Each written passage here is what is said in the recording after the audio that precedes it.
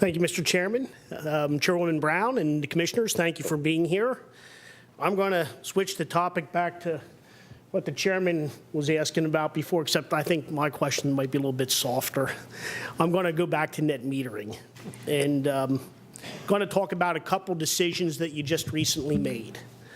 Being from Lancaster County, there was one decision that was made that has a significant impact on us. I know you'd made a comment about it, and then. But anyway, I'd like you to tell me how you came up with the decisions on the new rooftop solar panel installations for those buildings with historical usage, how you came up, with the decision there. And of course, the second one, which affects a lot of us in the Chesapeake Bay watershed, is how you came up with the decision to, I think the decision was made to continue to reimburse the farmers for the energy that ends up being created with their biodigesters. So I wanted to kind of give you an opportunity to go on the record how you came up with those decisions for those two items since they're so recent. Thank you.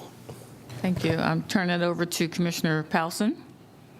I think I drew the lucky dance card on this one, Madam Chair. First of all, I think you'll be proud to note public input. So we went out. We sought comments. Then we went out again and sought more comments. The technical staff looked around, there's this 200% limit that was set forth. How do we come up with that? Well, we looked around, as you heard me say, there's 40 states in the country that have net metering provisions on the books. Some of them, by the way, are going through more draconian reforms than we've implemented here. And by the way, I will share with anybody on this committee a Wall Street Journal article on December 29th called entitled Nevada's Solar Flare. And it is a very big issue out west. In our case, what was the end product? One is, to your credit, the Adams County, Lancaster County, Chester County, where I'm from, where 40% of those nitrates and phosphates that run into the Susquehanna downstream of the Chesapeake Bay, we struggled with that because we're not the environmental regulator. But those biodigesters that are installed in those farms are creating a remediation of that runoff. We didn't have the ability to score it, but I think what we did masterfully was provide that exemption. And I think that's important because you don't want to be telling those customers that made that investment, we're coming in and, by the way, you're not getting that retail rate anymore. And that's the other piece of this. I think, again, in striking that appropriate balance, Representative, is making sure systems are scaled properly so they are eligible for the ones that are eligible for net metering, that box gets checked. The ones that are true generators of power are not taking away, remember what I said earlier, those customers, those captive utility customers that don't have that installation, they're paying for that. So we tried to strike that balance. We struggled, and I thought we did a good job with the environmental piece. And I want to give a shout out to DEP.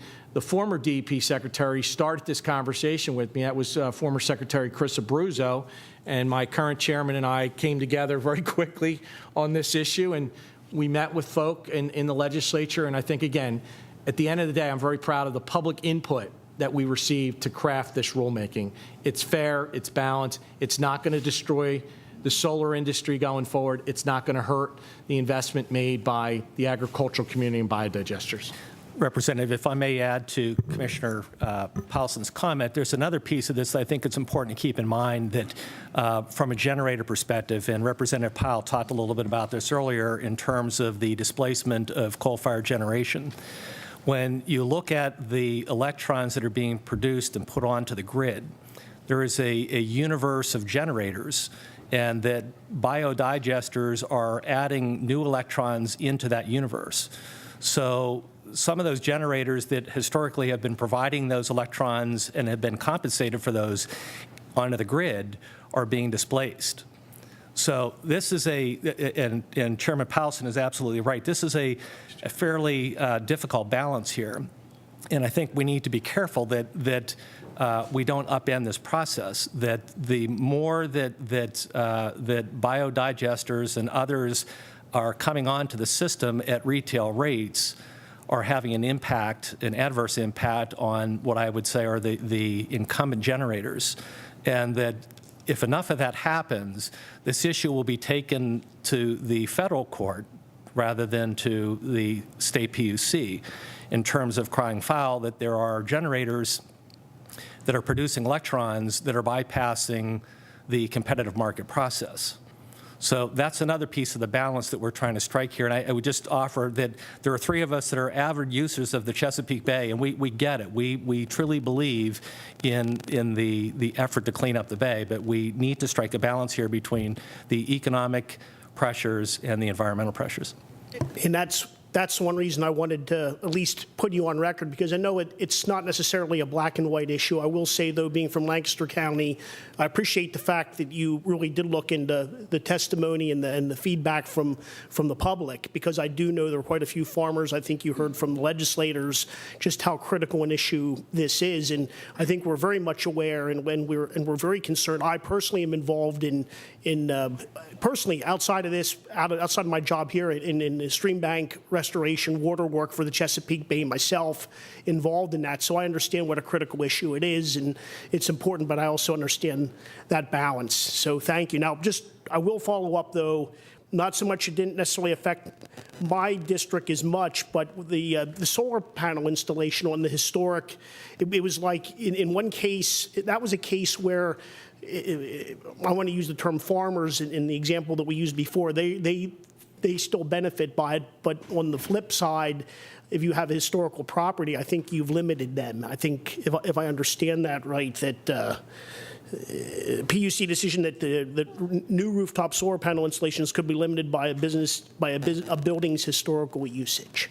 And that decision was just in the last month, too. Am I correct on that? That's part of that rulemaking, defining the historic usage so you can set the value calculation for what the retail rate is. So, again, I use an example. You and I produce 10,000 kW of rooftop solar, and maybe we only, in a given year, use 8,000, okay?